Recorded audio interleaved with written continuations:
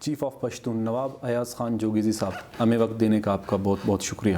11، 12، 13 تاریخ کو بنوں میں پشتونخوا ملیہ پارٹی کی جانب سے ایک جرگے کا انعقاد کیا جا رہا ہے، تو اس جرگے کی نوعیت کیا ہوگی اور اس کی اثرات کیا ہوں گے مستقبل میں؟ جرگہ ہمارا ایک بہت پرانا روایت ہے پشتونوں کا اور بلوچوں کا، اور ہزاروں سال اس کی پس منظر ہے، اور انسان کو ایک سویلائزیشن کی طرف اور پھر ایک جمہوری نظام کی طرف لانے میں جرگے کا ایک بہت بڑا رول رہا ہے، اور اس میں فیصلے ہوتے تھے، ٹرائبس کے نوٹیبلز بیٹھتے تھے اور کثرت رائے سے فیصلے ہوتے تھے۔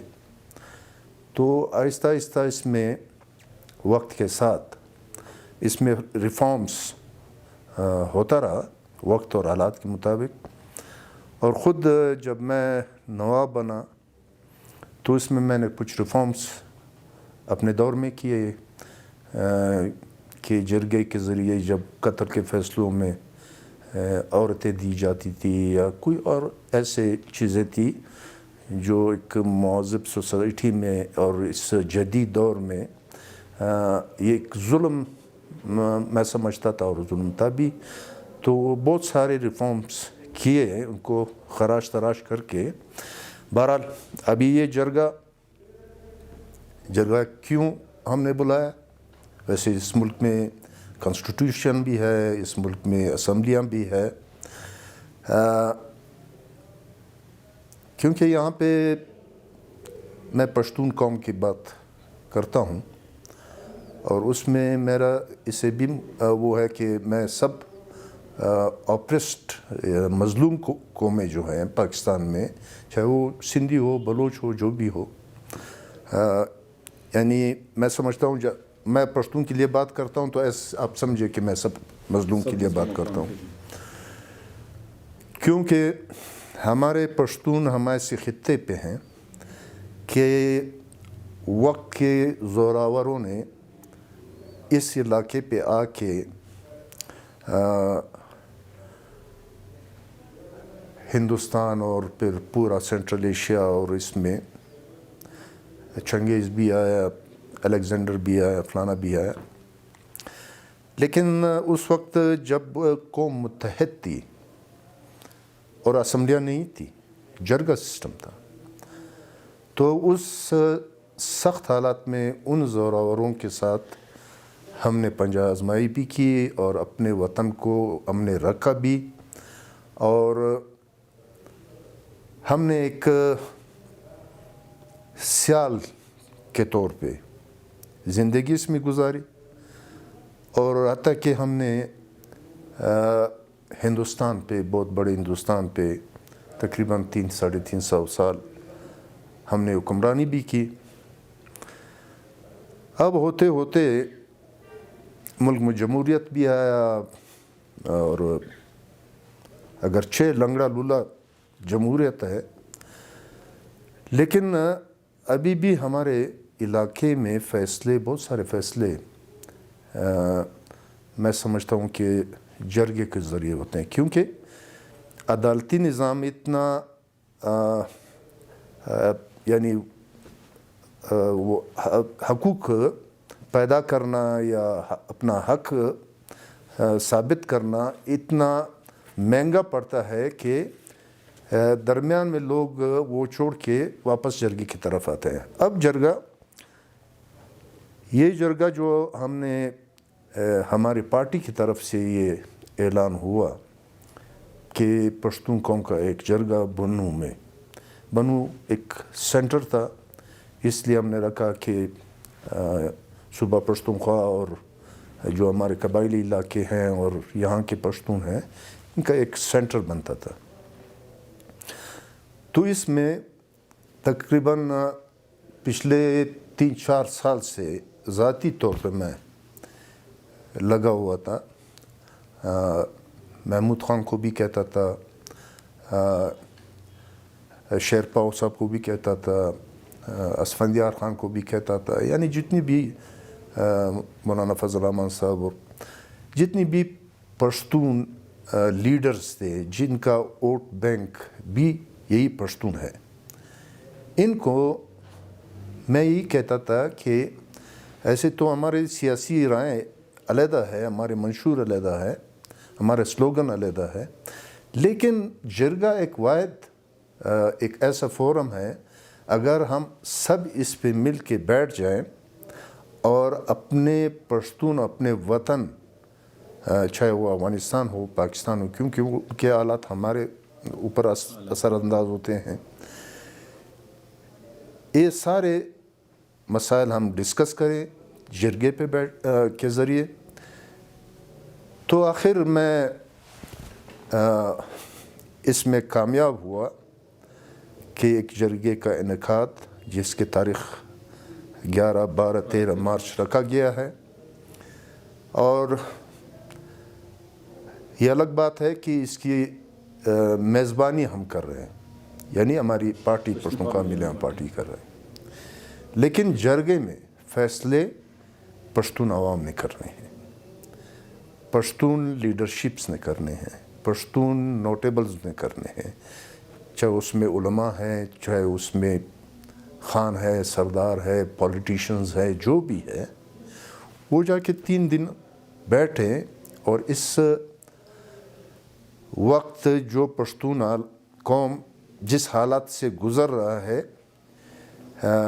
ان پہ دیکھیں کہ ہم کس طرف جا رہے ہیں، ہم کس بربادی کی طرف بڑی تیزی سے جا رہے ہیں، تو ہمیں تو نہ سیاست نے بچایا، نہ پارلیمنٹ نے بچایا، نہ ہمارے وسائل پارلیمنٹ کے ذریعے ہمیں ملا، تو بحیثیت قوم ہم ایک بڑا اللہ پاک کی طرف سے جو بھی نعمتیں ہیں وہ ہمارے وطن میں اللہ پاک نے ہمیں دی ہے، اگرچہ وہ زمین کے اندر تھی اور ہے،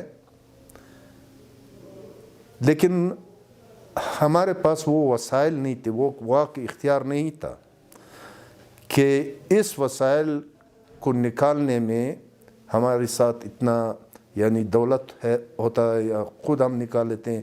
آپ کو معلوم ہے کہ کوئٹہ کے اطراف میں مچوٹ گاری اور شارگ و خوست سرنائی، یہاں پہ جتنی بھی مائنز ہونرز ہیں پرانے، وہ سارے پنجاب سے تعلق رکھتے ہیں، پنجابی سپیکنگ ہے، اور ہم اپنے وطن میں خود گنتی اور بیلچہ اٹھا کے کوئلہ نکالتے ہیں، مزدور کے طور پہ ہم نے کام کیا ہے۔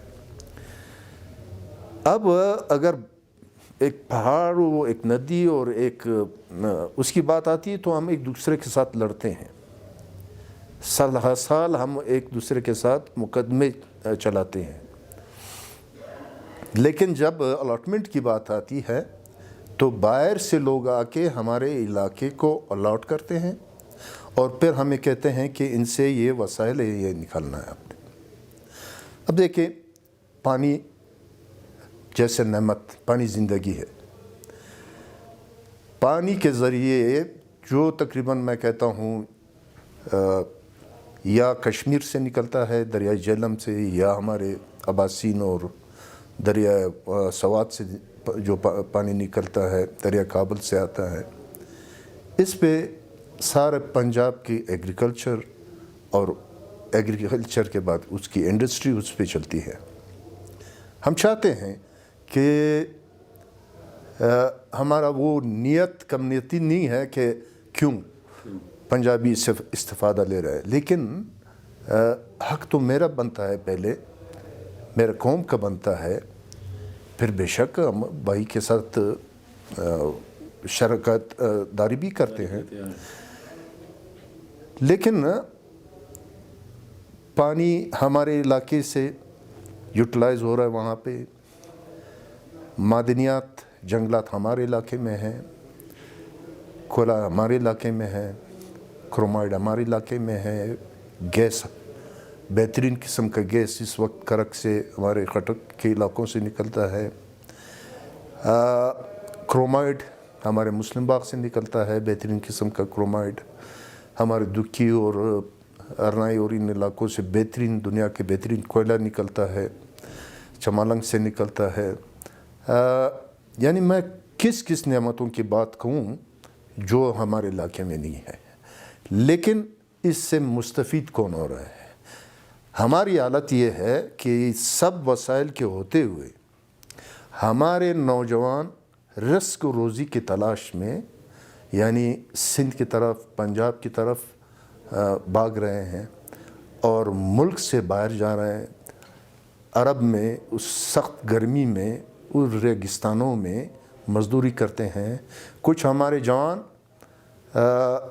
समंदर के रास्ते, ईरान के रास्ते, फिर तुर्की और फिर यूरोप, कितने समंदरों में डूब गए, कितने मछलियों की खुराक बने। यानी एक बर्बादी की तरफ हम जा रहे हैं। सियासत हम किस लिए करते हैं? सियासत हम ये इसलिए करते हैं कि हम ऐवानों में बैठ के, असम्बलियों में बैठ के अपने अवाम के हकूक़ को प्रोटेक्ट करें। अगर उस असम्बली में हमारे हकूक़ प्रोटेक्ट नहीं होते हैं तो मजबूरन हमने अपने जो रवायती सिस्टम है जरगा, इस जरगे में हम बैठते हैं। अगर ये कंसेंसस के साथ ये फ़ैसला होता है जरगे में कि बस ठीक है, हमारे लिए ज़िंदगी बेहतर है जो हम गुजार रहे हैं, तो बिस्मिल्लाह। और अगर हम अपने वसाइल पे, हम अपने हकूक़ पे हक हकमियत चाहते हैं, हमारा हक बनता है। हम कहते हैं कि जो हक एक पंजाब में लाहौरी का बनता है, वो हमारे जोब के, हमारे तोबा काकड़ी के, तोबा चगजी के, ज़ियारत के, उधर बलोच इलाकों के, खुशदार के, कलात के, जितने भी है, उसका भी वही हक बनता है। वसाइल हमारे पास, लेकिन इस्तेमाल कोई और कर रहा है। नवाब साहब, माजी में जिस तरह आपने जिरगे किए थे, 2007 में पाक अफ़गान अमन के हवाले से आपने एक जिरगे किए थे, उनके क्या असरात पड़े थे और आप क्या समझते हैं कि इस जिरगे की डायरेक्ट असरात पश्तून कौम पर किस हद तक होंगे, किस तरह होंगे? देखिए, एक जरगा हुआ पाक अफ़गान जरगा। उस जरगे में हम खुद गए थे काबुल। तो एक बहुत बड़ी तबाही के बाद, एक बहुत बड़ी जंग, अफ़गानिस्तान की बर्बादी के बाद एक जरगा, और उस जरगे में देखो उसका भी नाम जरगा था।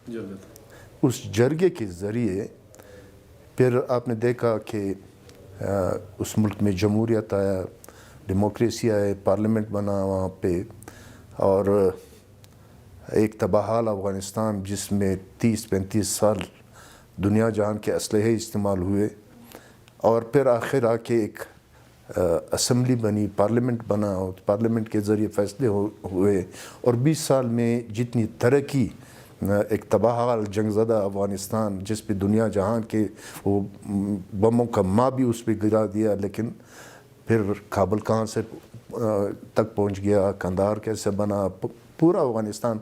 बहरहाल ये फिर अलग बात है कि इंटरनेशनल पॉलिटिक्स में अमेरिका जो सुपर पावर्स हैं, रशिया, उनके क्या इंटरेस्ट बनते हैं, कभी किसी को आगे लाता है, फिर किसी को आगे लाता है। हर एक का अपना इंटरेस्ट है, उसमें अफ़गानिस्तान वो सफ़र कर रहे हैं। हो सकता है अफ़गानिस्तान के मुस्तक़बिल में अच्छे दिन आए, कौमों पे मुसीबतें आती हैं, लेकिन जब वो कौमें आपस में बैठ के इत्तेफाक कर लेते हैं, अच्छी राय दे देते हैं, तो फिर उस कौमों की जो तकालीफ है वो ख़त्म हो जाती है। नवाब साहब, आलिया जो सियासी हालात अफ़गानिस्तान में, सियासी तब्दीली, क्या आप ये नहीं समझते कि इस सियासी तब्दीली की वजह से ही आप ये जिरगा बुला रहे हैं, या इस जिरगे में आप मज़ीद अफ़गानिस्तान के मुस्तक़बिल के हवाले से भी फ़ैसला करेंगे, या सिर्फ इसमें पश्तून यहाँ के जो ट्राइबल इलाके हैं उन हवाले से आप डिस्कस करेंगे? ऐसे नहीं है कि हमारी पार्टी ने ये जरगा बुलाया है। मैंने कहा कि इसके लिए हमने कोई वो एक एजेंडा ख़ुद अपने पार्टी की तरफ से नहीं बनाया। ये तो वहाँ पे जाके बैठेंगे, फिर हम डिस्कस करेंगे। کہ یہ ڈسکشن یہاں تک اسی پشتون جو پاکستان میں رہتے ہیں یا لاروبار پشتون کے بارے میں ہم بات کرتے ہیں، فیصلہ انہوں نے کرنا ہے. جو آئیں گے، جو عوامی نیشنل پارٹی کے ہوں گے، جمعیت کے ہوں گے، جتنی بھی پولیٹیکل پارٹی ہے یا ٹرائبل لیڈرز ہیں، جو بھی ہے، ہم نے صرف یہ کمٹمنٹ کی تھی کہ یا تو کوئی ہمارے سیاسی پارٹیاں یا ٹرائبل ایلڈرز یہ جرگہ بلائے تاکہ ہم بیٹھ کے اپنے پشتونوں کے مسائل ڈسکس کریں. کسی نے نہیں بلایا، تو آخر میں ہماری پارٹی نے بسم اللہ کیا. ابھی ہم نے دعوتیں دی ہے، ہم نے جرگہ بلایا ہے. جرگہ ان کے حوالے وہ جو بھی ڈسکس کرنا چاہتے ہیں، جس پوائنٹ کو بھی ڈسکس کرنا چاہتے ہیں، جس چیز پوائنٹس پہ اتفاق رائے پیدا ہوتا ہے، بسم اللہ. نواب صاحب، پشتونخوا ملی عوامی پارٹی اپنا ایک آئیڈیالوجی رکھتا ہے، اپنا ایک نظریہ رکھتا ہے. اسی طرح عوامی نیشنل پارٹی ان کا اپنا ہی نظریہ ہے. دیگر جتنے بھی پشتون نیشنلسٹ گروپس ہیں ان کے اپنا ہی الگ نظریہ ہے. تو آپ کیا یہ سمجھتے ہیں کہ اس جرگے میں وہ سب اتفاق کریں گے اور سب پشتونوں کے ہی غم کو آگے لے کر جائیں گے؟ دیکھیں، اگر مولانا فضل الرحمان صاحب یا آفتاب شیرپاؤ صاحب یا اسفندیار خان یا محمود خان پالیٹکس کرتے ہیں، اسمبلیوں میں ہم جاتے ہیں، ہم پالیٹکس کس لیے کرتے ہیں؟ پالیٹکس اسی لیے کرتے ہیں کہ ہمارے جو علاقے ہیں، جو ہمارے عوام ہیں، جو ہمارے کانسٹیٹوئنسیز ہیں، جو ہمارے پشتون ایریا ہے، اس کو ڈیولپ کرنا ہے، اس کو دنیا کے برابر لانا ہے، ایجوکیشن میں، انڈسٹری میں، سب کچھ میں، تاکہ اچھے معیار کی زندگی ہم گزار سکیں. اسی لیے تو ہم پارلیمنٹ میں جاتے ہیں، اسی لیے ہم پولیٹکس کرتے ہیں. اگر وہ چیزیں ہمیں نہیں ملی، پاکستان کے 70 سالہ دور میں ہمیں وہ چیز نہیں ملی، اور دن بدن ہم اپنے حقوق سے محروم ہوتے جا رہے ہیں، اپنے وسائل سے محروم ہوتے جا رہے ہیں، ہمارے وسائل پہ دن بدن قبضے ہوتے جا رہے ہیں، تو پھر یہ پالیٹکس ہمارے کس کام کا؟ اگر جنگ ہوتی ہے یا اگر کسی کا حقوق سلب ہوتا ہے تو صرف پشتونخوا ملے ہوں پارٹی کے کارکن کا تو حقوق سلب نہیں ہوتے. اس میں جمعیت کے لوگ بھی متاثر ہو رہے ہیں، NP کے بھی ہو رہے ہیں، پلانے بھی ہو رہے ہیں، جتنی بھی پولیٹیکل پارٹی ہے یا نہیں ہے، یا ٹرائبز ہیں، وہ سارے سفر کر رہے ہیں. ہم تو پشتونوں کی بات کر رہے ہیں، پشتونوں کی، مظلوم قوموں کی. ہو سکتا ہے کہ کل ہم بلوچ بھائیوں کے ساتھ بھی بیٹھیں، جرگہ کریں. نواب صاحب، اس جرگے میں آپ نے دیگر اقوام کے لوگوں کو بھی، قبائلی عمائدین کو یا سیاسی عمائدین کو بھی مدعو کیا ہے، یا صرف اس میں نمائندگی صرف پشتون اقوام کے لوگوں کی ہوں گی؟ ہم نے جو دعوت دی ہے جرگے میں، اس میں ہم نے پشتون ایریا جو ہے اس میں رہنے والے جتنے بھی اقوام ہیں، چاہے وہ اردو سپیکنگ ہے، پنجابی سپیکنگ ہے، ہزارہ ہمارے بھائی ہے، ہمارے علاقے میں رہنے والے بلوچ بھائی ہے، جو بھی ٹرائبس ہے پشتون وطن میں، ان سب کو جو ایک حیثیت رکھتا ہے، ان کو ہم نے انوائٹ کیا ہے. وہ آئیں گے کیونکہ ان کے مفادات بھی اسی علاقے سے تعلق رکھتے ہیں، تو وہ سب آئیں گے، اس میں بیٹھیں گے، اس میں اپنا خیالات کا اپنا حصہ ڈالیں گے. تو انشاءاللہ یہ فیصلہ جب ہوگا، یہ پورے اس پشتون قوم میں رہنے والوں کے مفاد میں ہوگا. بحیثیت نواب چیف آف پشتون، آپ کیا سمجھتے ہیں کہ اس جرگے کی ڈائریکٹ امپیکٹ پشتون قوم پر کس طرح ہوں گے؟ معاشی حوالے سے، سیاسی حوالے سے، سماجی حوالے سے، کس حوالے سے ہوں گے؟ کس نوعیت کے ہوں گے؟ کافی وقت سے ہم نے بحیثیت پولیٹیشنز کے، ان کے ایک دوسرے کے خلاف ہم اتنے بول چکے ہیں کہ اتنے ڈفرینسز پیدا ہوئے. حالانکہ ڈیموکریسی کا یہ مقصد نہیں ہوتا ہے کہ लोगों में डिफरेंसेस पैदा हो, वो खून के रिश्ते पे नहीं जाता है। वो ट्राइबल सिस्टम होता है जो खून का रिश्ते पे जाता है।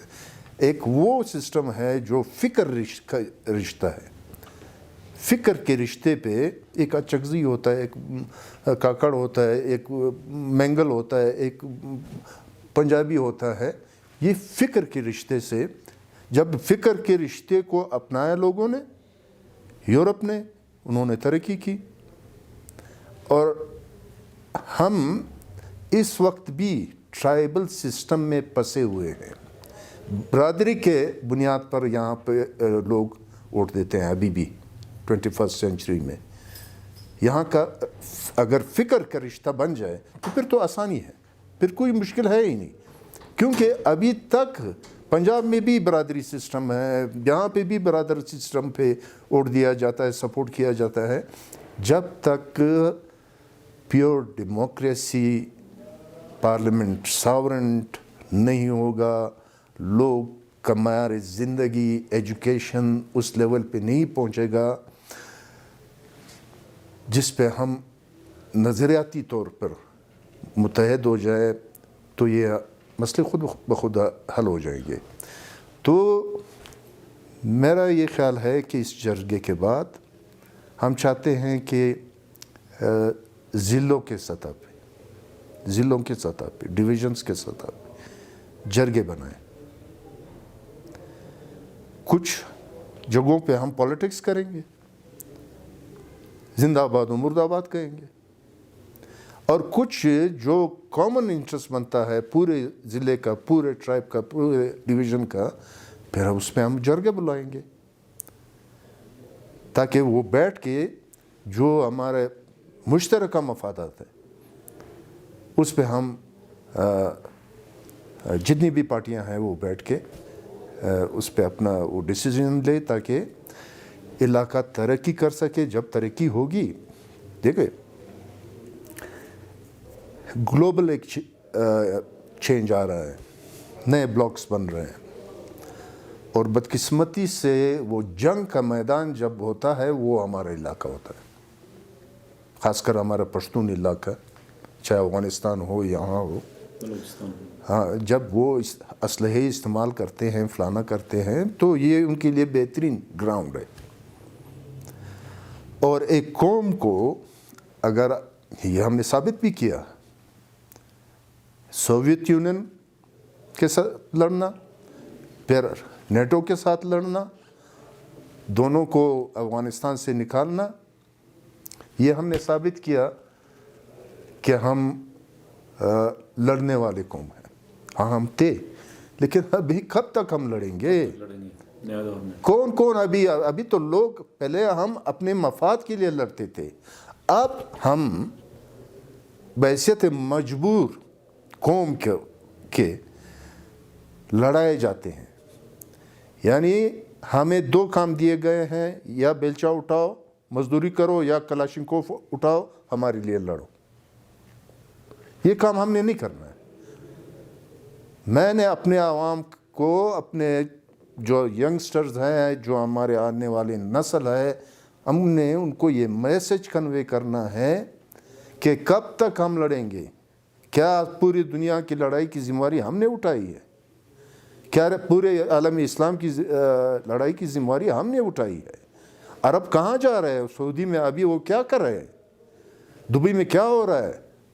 नवाब साहब, इन जिरगों की जो तसलसल है वो जारी रहेगा या सिर्फ यही जिरगा होगा? मैंने कहा कि सोशल मीडिया का दौर आ गया। अब लोगों के आंखें, हमारे कम से कम ये नए जनरेशन के आंखें खुल गई। उनको बहुत कुछ अभी समझ आ रहा है कि कौन लीडर, कौन ट्राइबल एल्डर है, कोई लीडर है, कोई वो अपनी कौम के लिए क्या कर रहा है। अगर वो सही चलता है तो अप्रिशिएट करता है, नहीं चलता है तो उसे अच्छी तरह सुनाते भी हैं। तो जितने भी हम ये स्ट्रगल कर रहे हैं, मेहनत कर रहे हैं, अपने आने वाले नस्लों के लिए कर रहे हैं, अपने यूथ के लिए कर रहे हैं, और अपने यूथ को मैं ये आपके चैनल से ये पैगाम देना चाहता हूँ कि खुदारा ان سوشل میڈیا کے ذریعے پازیٹیو چیزیں پھیلائیں، نگیٹو نہیں. قوموں کو گالی نہ دیں، قوموں کے لیڈرز کو، ایلڈرز کو گالیاں نہ دیں. علم یعنی میسج دیں، میسج میں اچھا جوک بھیجے، اچھا شعر بھیجے، پازیٹیوٹی ہونی، پازیٹیو اس کو استعمال کریں.